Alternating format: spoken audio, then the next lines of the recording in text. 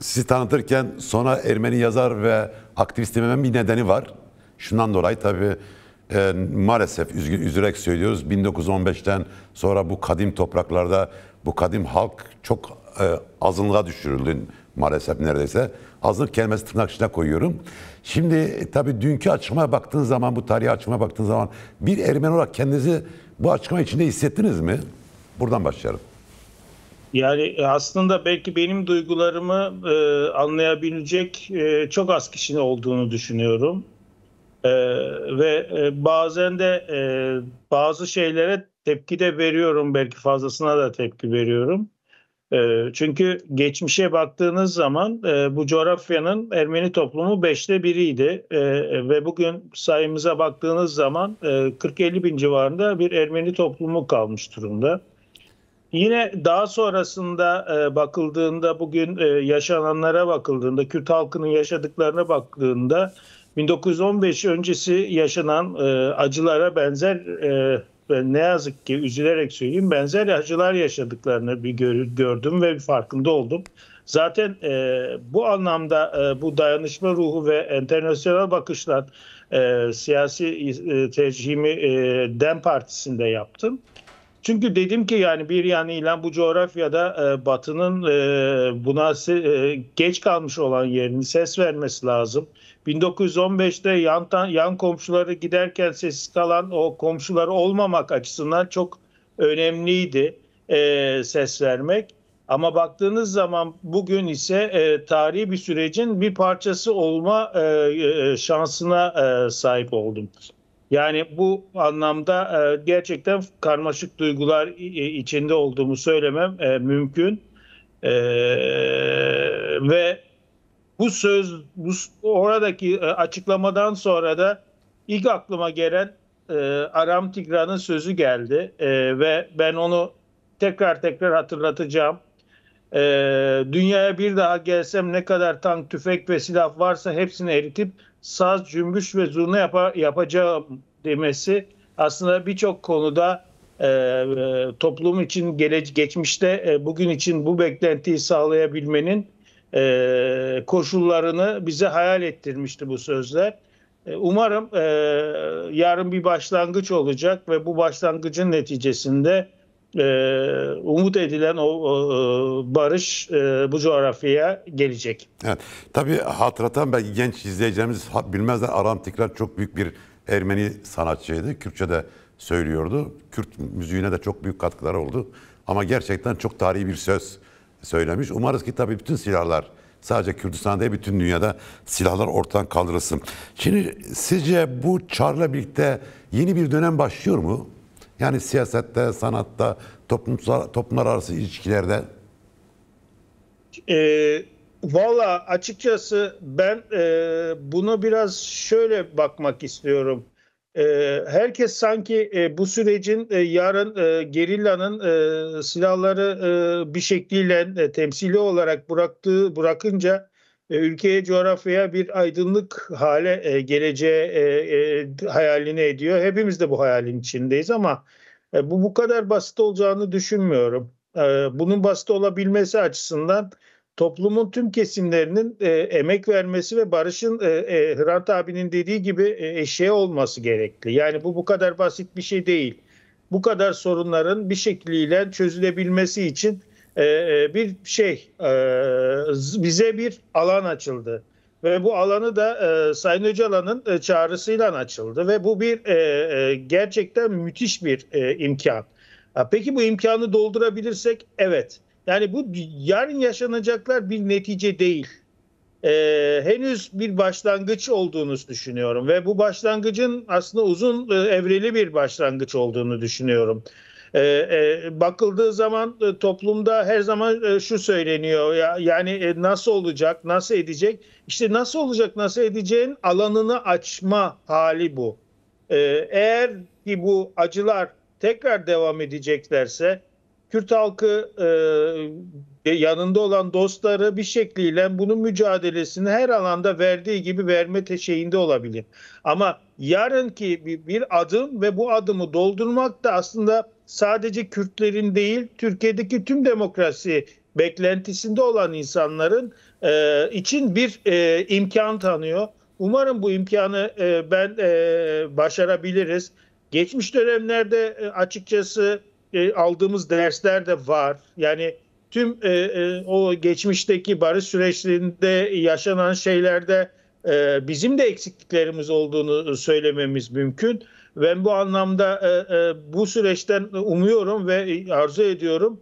Hep birlikte gerçekten bu coğrafyadaki o karabasanı yok etmeyi başarabileceğiz ve gerçekçi bir tarihi yüzleşmeyi de tüm toplumlar yapıp geleceği aydınlatacak. Buna bu coğrafyanın ihtiyacı var ve bu sadece Kürtlerin ihtiyacı olan bir durumda değil. Aslında sizin dediğiniz son cümlede çok önemli bir vurgu var. Tarihi yüzleşme. Yani kişisel olarak şöyle düşünüyorum. Eğer bu tür sorunların devam ettiği ülkelerde yüzleşme gerçekleşmiyorsa başka sorunlar, acılar yaşanacaktır. Şimdi biz Evet. 50 yıllık savaştan bahsediyor ve çok acıların olduğunu, yaşandığını biliyoruz. Ama Türkiye'de sadece son 50 yıl değil, son 200 yılda aslında çok büyük acılar yaşandı. Siz böyle bir atmosfer görüyor musunuz Türkiye'de? Yani Türkiye toplumu, devleti, hükümeti, iktidarı, muhalefeti, hatta sol kesimler, ya şu tarihe dönüp bir yüzleşelim. Daha demokratik bir ülke için, daha yaşanır bir ülke için, daha çoğulcu, herkesin birbirini kabullendiği bir ülke için şu tarihimize dönüp bir bakalım, burada bir yüzleşme yaşayalım. En azından bunun için bir adım atalım gibi bir hissiyat var mı sizce? Yani bakıldığı zaman ülkenin demokrasi atmosferine bunu söylememiz çok kolay bir durum değil. Ama şunu da söylemek gerekir. Buradan bakıldığı zaman ülkede toplumsal bir iç dinamiklerin barışın da konuşuyor olması hayali bile edilemezdi. Belki böyle zamanlarda, dibe vurulduğu zamanlarda çıkışların hızlı olabileceğini umut etmek de mümkün. Evet, bir barış oluşacaksa bu aslında coğrafyanın demokratikleşmesiyle de barış olacak. Yani Sayın Tuncer Bakıran'ın söylediği gibi Muğla'da olmayan barış Ahmet'te olursa öyle bir şey yok. Ülkenin, coğrafyanın her alanında barışı sağlamak, gerçekçi bir barışı sağlamak da mümkün. Bu barışın da başlangıcı aslında tarihsel kodların tekrar yeniden gerçekçi bir şekilde araştırmalarla, sizin beni aradığınızda bugün programa davet ettiğinizde ben İHA'deydim, İnsan Hakları Derneği'ndeydim. İnsan haklarında sohbet ediyordum dostlarımızla. Yani şimdi insan haklarındaki o dosyaları her cumartesi günü annelerin, barış annelerinin, cumartesi insanların o mücadeleleri, çocuklarının mezarları için verdikleri mücadeleler, yakın zamanda yine bir ölüye saygı inisiyatifi olarak yapacağımız panelde Çalıştay'da bütün o acıların, aslında konuştuğumuz alanların artık aydınlanmasıyla gelecekte mümkün. Ama tabii ki bu yarın yapılacak bu bir eylemin açıkçası hepsinin bir anda çözüleceği anlamına gelmiyor. Her şey zamanla çözülecek. 40 yıllık, en yakından Kürtler açısından 40-50 yıllık çok sıcak bir yaşanmışlık var. Bunların 2 ay içerisinde tamamıyla çözüleceğini söylemek zaten gerçekçi de olmaz. Bunu hep birlikte konuşarak ve başararak olabiliriz. İşte dönüşüm kelimesi ben çok değerli buluyorum. Yani ben bu dönüşümü sağlayacak insanlar da bizleriz. Bu imkan bize verildi. Yani bu imkan, keşke bir Ermeni olarak söyleyebilirim, 1915'te Ermeniler ve Asuriler için de veriliyor olabilseydi. Daha öncesinde Ezidiler için de veriliyor olabilseydi. Ben bu değerin bunun anlamının çok önemli olduğunu ve bu sürecin çok anlamlı olduğunu düşünüyorum. Bu bizim elimizde olduğu ve bunun da gelecek için bırakacağımız miras açısından çok önemli ve bunun sahip çıkmanın en önemli gerekliliğini olduğunu düşünüyorum. Bu ve tekrar söylüyorum. Bir yüzleşme olarak şunu her zaman söylüyorum. Çok geç Batı'daki toplum bölge insanının acılarını yeni fark edebildi. Bunun fark edilmesi çok geç oldu. Bu da bir yüzleşmenin bir parçası. Ben açıkçası Türkiye Sol Sosyalist Hareketi'nde bu süreçte yani HDP'nin ve daha öncesinde Çatı Parti ortak aday çalışmalar içerisinde yer alıp bu süreci batıya taşıması açısından çok değerli olduğunun da tüm bizi izleyen arkadaşların da duymasını ve hatırlamasını önemsiyorum. Evet, geç oldu ama anlamlı oldu. Umarım Batı da bölge insanının acılarını tekrar iyi bir yüzleşerek geleceği aydınlattır. Evet, tabii etnik Türklük üzerine siyaset yapan MHP ve onun lideri Devlet Bahçeli'nin çıkışları ve son günlerdeki çıkışları da sizi şaşırtıyor mu? Yani bu toplumda başka bir hikaye yaratıyor mu? O Batı'nın başkasının acılarını görme, öğrenme ve de merak etme konusunda bir etki yaratıyor mu? Yoksa burada pragmatik bir yaklaşım mı görüyorsunuz?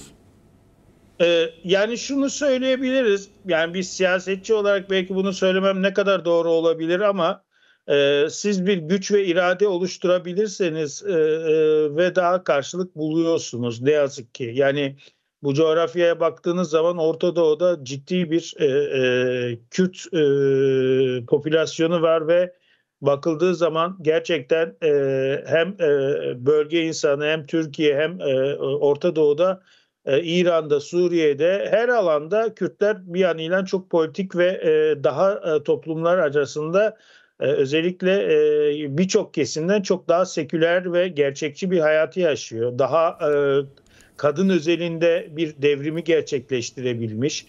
Bunlar bakıldığı zaman büyük bir irade ve dinamik bir toplum. Bu topluma bakıldığı zaman ülkenin gerçeklerinde de tüm mücadeleler içerisinde bazen kendimizi çok hafife alıyoruz ama tarihsel açıdan gerçekten belki müthiş bir mücadele veren bir toplum halindeyiz. Bugün siyasi parti olarak da HDP, DEM Partisi olarak da ciddi anlamda mücadele veriyoruz. Birimiz görevimizden bir şekilde uzaklaştırılıyor olsa, rehin alınıyor olabilse arkasını bir şekilde doldurmayı yıllardır başarabilmiş bir toplumuz ve her şahsın burada müthiş bir iradesi var ve şunu da söyleyebiliriz. Komünal yaşamın gerekliliğini en iyi anlayan da toplum biziz. Bu anlamda açıkçası DEM Partisi'nin ben her zaman şöyle söylüyorum benim bir ailem olduğunu düşünüyorum ve bütün herkesin de DEM Partisi'nin herhangi bir seçmeniyle bir en üstteki genel eş başkanının birbirleriyle olan diyaloğu sanırım hiçbir siyasi partinin içerisinde böyle bir durum olmadığıdır. Ben örnek Sayın Selahattin Demirtaş'ın döneminde MYK üyesi olduktan sonra belli bir dönem boşluk bıraktığımda Kadıköy kendi ilçemde görev aldım. Bu benzer doğal bir durum ama baktığınız zaman herhangi bir sistem siyaseti içerisinde çok doğal olarak görülmeyen şeyler. Ve bu aslında bu direniş, bu mücadele hattı da açıkçası milletin elini zorladı. Bugün bakıldığında MHP, AKP, CHP, DEVA birçok siyasi yapı birkaç %5, %6 oy toplamı dışında bu coğrafyada Kürt realitesini, demokrasi eksenindeki problemlerin Kürtlere karşı kullanılan o sıkıntılı durumu artık kabullenmiş ve barışı konuşmak durumunda. Belki bu Orta Doğu'nun getirdiği durumu da tetiklemesi de doğalında bir gerçek. Ama siz burada bir güç olduğunuz zaman, Orta Doğu'da bir güç olmayı başarabildiğiniz zaman bunları kazanabiliyorsunuz. Herkes şu magazin soruyu bize çok soruyor. İzninizle ben de bunu cevap vermek istiyorum. Diyorlar ki ya Kürtler ne kazandı? Kürtler yaşamını kazandı, Kürt olmayı kazandı, herhalde ana dilini kazandı, kart politikalarını ezerek yendi ve galip geldi. Valla yani bu dönemimizde bunun büyük bir kazanım olduğunu inanın en iyi bilen insan benim. Bu açıdan çok değerli bir kazanım oldu. Gerçekten büyük bir mücadele oluyor. Halen sürecek. Bu bir tekrar şu şeyi söylemekte yarar görüyorum. Evet yarın oradaki adına ne denir merasime diyelim. Tören diyelim adına. Törene diyelim. Kesinlikle bir sonuç olarak görülmemeli. Sadece bir başlangıç. Bu toplumun o iradeyi gösteren insanlar o coğrafyada halen yaşamlarını devam ettiriyorlar. Eğer demokratik alanların kapanmasıyla bu sürecin geçmişte olduğu gibi tekrar kararlarını başka bir yere evriltme imkanı olabilir. Ben buna anlamda bunun olmaması için Türkiye'deki barış yanlısı, demokrasi yanlısı, AKP'lisinden CHP'lisine hangi siyasi yapıda Evet. her kesimin bunun önüne geçebilmesi için daha annelerin ağlamaması açısından mücadele vermesi gerektiğini düşünüyorum. Ben yarın sadece bu işin bir ilk startı olduğunu düşünüyorum. Yapacak çok işimiz var. Çok teşekkürler. DEM Parti MYK üyesi Murat Mıhçı programa katıldın. Görüşlerimizi paylaştın. Ben teşekkür Çok sağ ol. ederim. Kolay gelsin.